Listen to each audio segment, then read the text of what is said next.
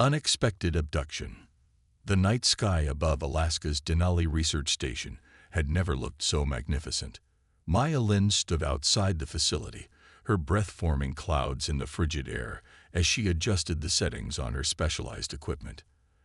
As the station's lead robotics engineer, she was used to working with precision instruments, but tonight's readings were unlike anything she'd encountered before. "That can't be right," she muttered, tapping the display. The energy fluctuations had been growing stronger over the past 3 nights, forming patterns too regular to be natural phenomena. Maya's colleagues had dismissed her concerns, attributing the anomalies to equipment malfunction or solar flare activity, but she knew better. 15 years developing quantum navigation systems for deep space probes had honed her instincts. The handheld scanner beeped urgently as the readings spiked. Maya's dark eyes widened as she watched the numbers climb beyond the device's measurement capacity. Something was happening directly above the research station. The air around her changed first, a static charge that made the fine hairs on her arms stand on end. Then came the pressure change, a sudden compression that made her ears pop painfully. Maya looked up just as the stars above her disappeared, blotted out by something massive. No aircraft made that kind of silent approach. No human technology could mask its presence so completely until the final moment of revelation. The object hovering above the research station was at least half a kilometer across, its surface rippling with iridescent patterns that seemed to absorb rather than reflect light. "Definitely not one of ours," Maya whispered, military instincts from her years as a DARPA consultant kicking in. She backed toward the facility door, eyes never leaving the craft. The intelligence agency would want to know about this immediately.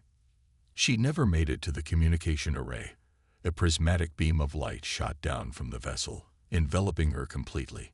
Maya felt her muscles lock in place, her body suspended in the beam as consciousness began to slip away. Her last thought before darkness claimed her. "This isn't in any of our first contact protocols." Maya regained awareness in fragments. Cold surface beneath her. Strange mechanical sounds pulsing at irregular intervals. A bitter, metallic taste in her mouth. She kept her eyes closed, controlling her breathing. An old combat simulation technique from her DARPA days. Assess before revealing awareness. The air carried unfamiliar scents. Something like ozone mixed with an organic compound she couldn't identify. The ambient temperature was several degrees warmer than human comfort levels. And there were voices, at least she thought they were voices, communicating in patterns of clicks and whistles at frequencies that made her inner ear ache. She risked opening her eyes to narrow slits. The chamber was illuminated by diffuse blue-green light emanating from the walls themselves. Tall, slender figures moved around what appeared to be a laboratory. Their bodies were vaguely humanoid, but with alarming differences. Elongated limbs with too many joints, skin that seemed to shift between translucence and opacity, and most disturbingly, sensory organs clustered in asymmetrical arrangements across their torsos rather than on anything resembling a head. The Tselthrani, somehow Maya knew their name without being told, were discussing her.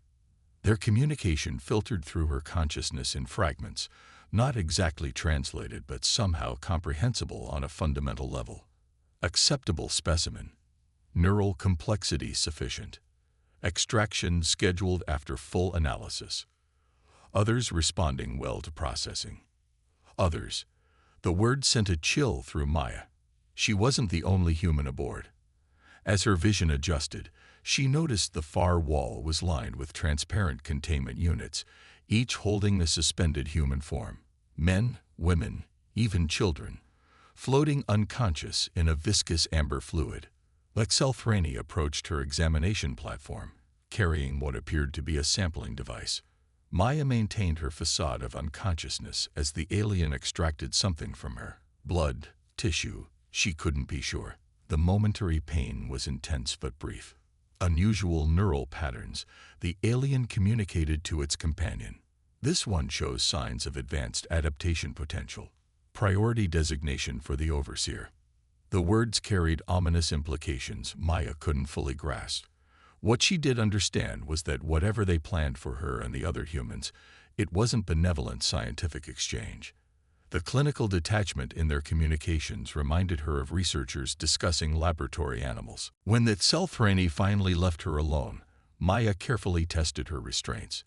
They weren't physical bonds, but some kind of energy field that restricted her movements. Her military-grade neural implant, installed years ago to interface with advanced robotics, tingled at the base of her skull. Strangely, it seemed to be picking up faint signals from the ship's systems, random data packets leaking into her awareness. Over the next several days, if days were even a meaningful concept aboard the alien vessel, Maya established a routine. She appeared compliant during examinations, learning what she could about Scifi physiology and technology, while concealing her growing understanding. The neural implant continued intercepting fragments of ship communications, gradually building a lexicon of Scifi concepts and commands.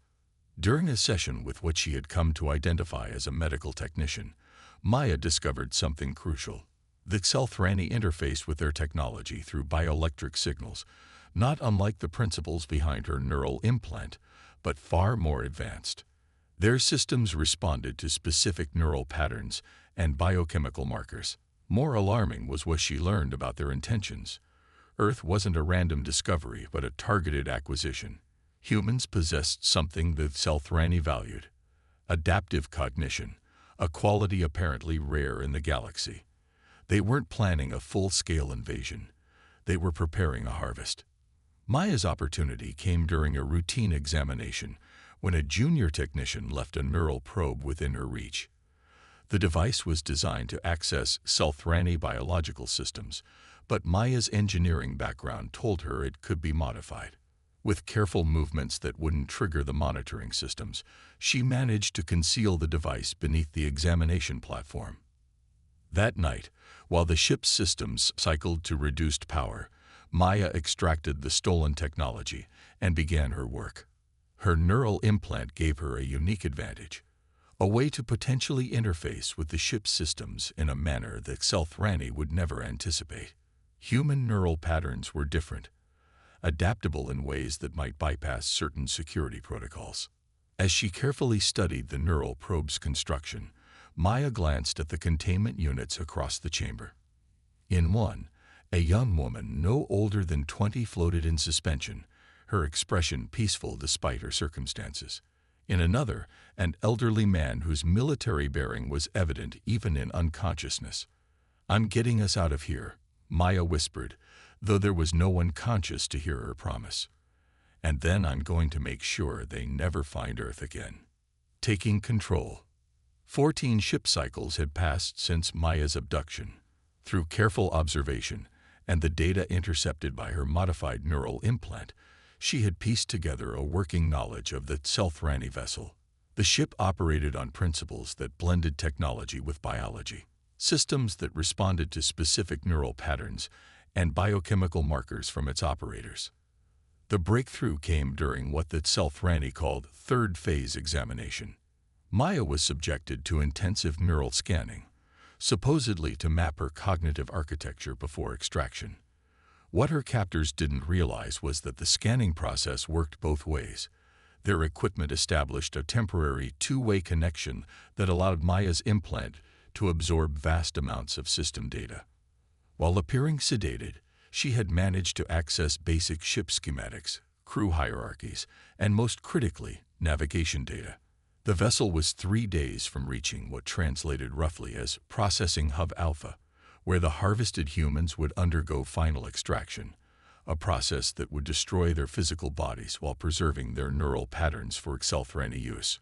More alarmingly, Maya discovered that a second vessel had already departed for Earth with advanced harvesting equipment. Humanity didn't just face the loss of a few hundred abductees, they faced systematic exploitation on a global scale.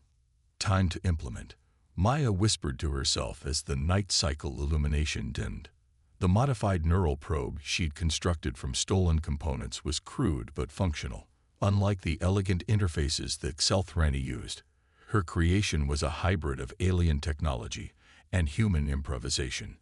exactly the kind of adaptation that made humans valuable to the aliens in the first place. Pressing the device against her neural implant, Maya braced for pain. What came instead was a flood of information so intense it temporarily overwhelmed her conscious mind.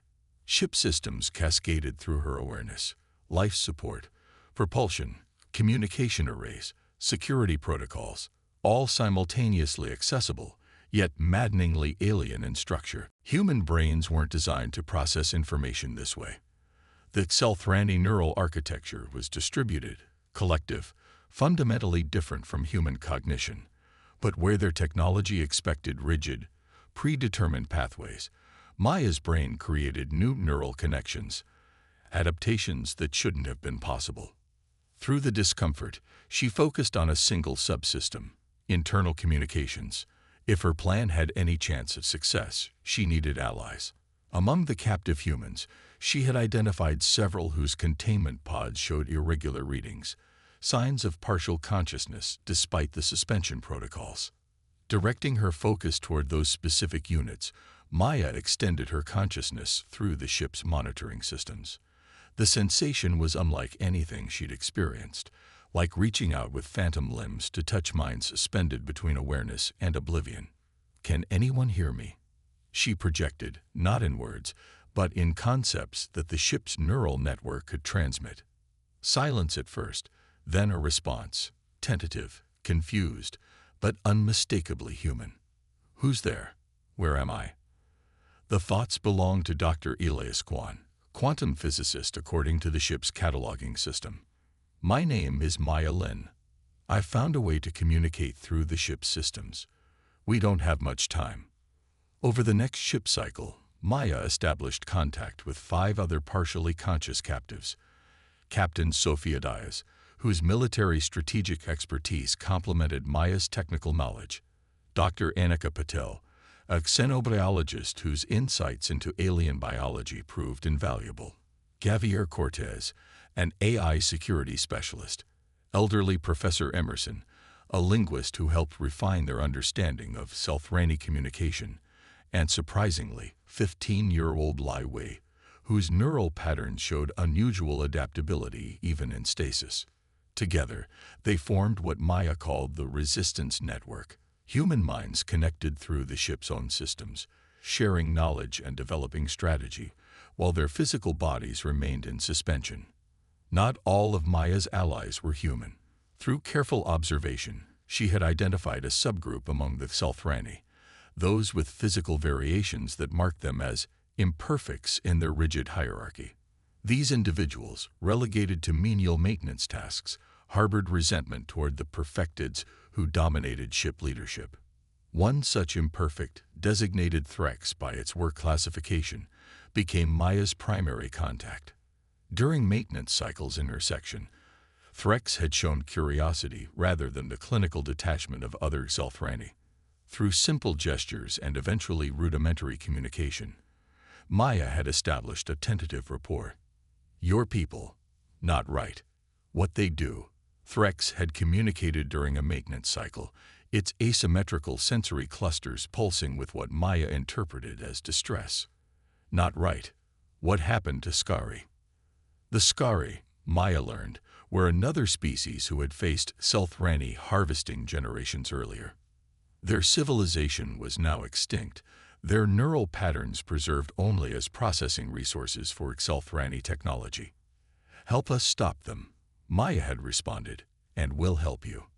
The plan crystallized during what the Selthrani called regeneration cycle, a period when most of the crew entered a state of reduced neural activity similar to sleep. Through Threx, Maya learned that during this vulnerable time, ship systems operated on automated protocols with minimal oversight. As the regeneration cycle approached, Maya shared final instructions through the resistance network. Captain Diaz would coordinate their synchronized awakening once Maya gained access to stasis controls. Dr. Patel had developed a theory about disrupting Selthrani neural patterns using specific electromagnetic frequencies. Professor Emerson had decoded command overrides for critical ship functions. We'll have approximately 18 minutes between initial system access and automatic security protocols activating, Maya explained. Each of you knows your role. Remember, we're not just fighting for ourselves anymore. When regeneration cycle began and illumination dimmed to spectral indigo, Maya activated her neural interface. Pain lanced through her skull as she forced connection to primary ship functions, but she pushed through it, expanding her consciousness across increasingly complex systems. The first objective was stasis control. One by one, Maya initiated emergency revival sequences for the Resistance Network members. The process was agonizing for those awakening. Suspension fluid draining away, artificial respiration systems activating, nervous systems coming online after prolonged dormancy. Captain Diaz recovered first, her military conditioning evident as she moved immediately to assist others despite her own discomfort. Status report, she demanded, voice raspy from disuse. 13 minutes until automated security scan, Maya replied, maintaining her neural connection to ship systems. Threx and other allied imperfects are disabling surveillance in critical sectors. We need to move. They split into 3 teams according to the strategy developed through their neural network. Diaz led Dr. Patel and 3 others toward the propulsion control center. Javier Cortez took Professor Emerson and Lai Wei to communications. Maya, connected to ship systems through her neural interface, headed for the central command hub with Threx as guide. The first resistance came from automated defense systems, floating orbs that discharged electrical pulses designed to incapacitate. Cortez, drawing on his security background, identified a vulnerability in their recognition protocols. Using equipment Threx had provided, they managed to reconfigure the orbs to register humans as maintenance personnel. In propulsion control, Captain Diaz's team encountered awakened Selthrani crew. Dr. Patel's theoretical weapon, a device cobbled together from medical equipment that emitted electromagnetic pulses at frequencies that disrupted Selthrani neural patterns, proved devastatingly effective. The aliens collapsed, their coordinated neural networks temporarily scrambled. Course change implemented. Diaz reported over their makeshift communication link. Heading adjusted away from processing hub Alpha. The ship's main communication array presented a greater challenge. The Selthrani had already sent coordinates and harvest schedules to their homeworld. Professor Emerson and Lai Wei worked frantically to interpret and alter the complex transmission protocols. We can't just cancel the transmissions, Lai explained as his young fingers manipulated alien controls with surprising dexterity. They'd know immediately. But we can corrupt the data, make Earth's coordinates useless.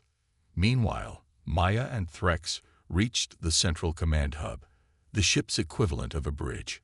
Unlike human vessels with individual control stations, the Selthrani command center was a single integrated chamber where crew members interfaced directly with ship systems through neural connections.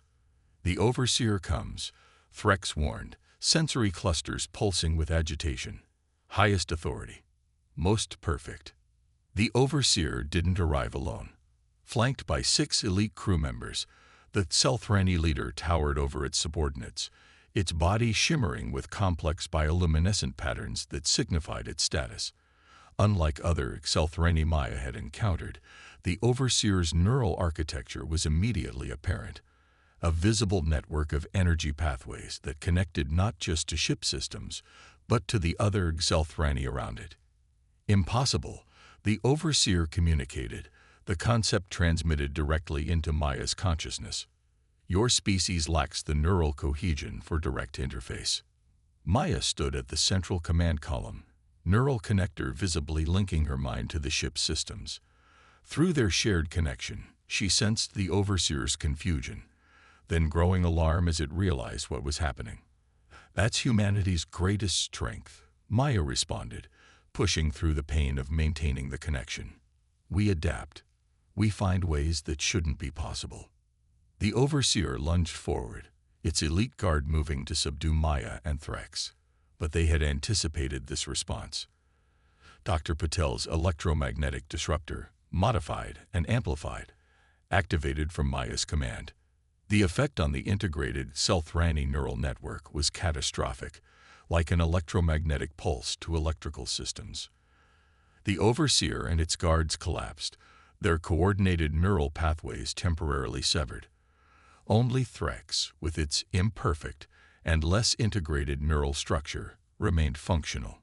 60 seconds until security override from automated systems, Maya announced through the ship-wide communication she now controlled. All teams, implement final protocols. Throughout the vessel, the resistance teams executed their assigned tasks with precision born of desperate necessity. Captain Diaz's team locked down propulsion on a course away from both the processing hub and Earth. Cortez and his group severed external communications while transmitting corrupted coordinates. The remaining humans were being systematically awakened from stasis by sympathetic imperfects. As ship systems attempted to reassert control, Maya initiated the final phase of their plan. Professor Emerson had discovered something critical in the Scifi language archives, a fundamental command structure embedded in all their technology, a failsafe older than their harvesting program. Recalibration Protocol Xerath Prime. Maya transmitted through her neural interface, the ancient command sequence flowing from her mind into the ship's core systems. Recognition of new prime intelligence authorized. The ship shuddered as its fundamental programming reoriented. For a moment, every system went dark. When illumination returned, the overseer was regaining consciousness, its neural network reconnecting. "What have you done?" it demanded, sensory clusters focusing on Maya with intensity that threatened to overwhelm her. Maya maintained her connection to the ship, feeling its systems respond to her neural patterns in ways they never had before. "I've invoked your people's oldest law," she answered, "the one you've tried to forget. When a species demonstrates superior adaptive capacity, they become the new stewards." The command center doors opened as Captain Diaz led the rest of the resistance into the chamber, along with dozens of imperfects who had joined their cause. "The harvesting program violated your original directive," Maya continued, drawing on Professor Emerson's translations of ancient Scifi records. "You were meant to preserve and protect emerging intelligence, not exploit it." The overseer's body pulsed with patterns Maya now recognized as profound distress. The collective decided generations ago, preservation through assimilation was deemed more efficient, and fundamentally wrong, Maya countered, "which is why your ship has recognized new leadership." In the days that followed, as the Scifi vessel changed course toward Earth under very different circumstances than originally planned, Maya and the Resistance established a new order aboard. The imperfects, long marginalized, found purpose in working alongside humans. The perfected Scifi, stripped of their authority, but not their knowledge, began the difficult process of re-examining their society's choices. The ship's data archives revealed the location of other vessels in the harvesting fleet, including the one already en route to Earth. Using recalibrated communication arrays, Maya sent a warning that would reach Earth long before the threat arrived. "What happens when we return?"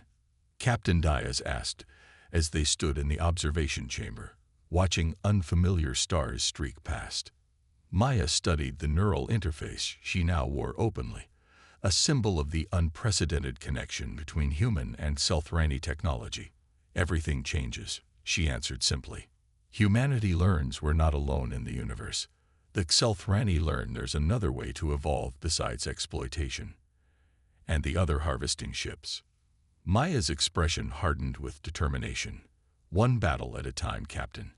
But we have something they don't expect." "What's that?" Maya gestured toward the command center where humans and imperfect Scifi worked side by side, their different approaches to problem-solving creating solutions neither species could have developed alone. "Actual adaptation," she said, "not just harvesting it from others." As Earth grew from a distant point of light to a blue-green orb filling the observation window, Maya considered the message she would send ahead of their arrival. How does one prepare a planet for the simultaneous revelation of alien life, imminent threat, and revolutionary technology?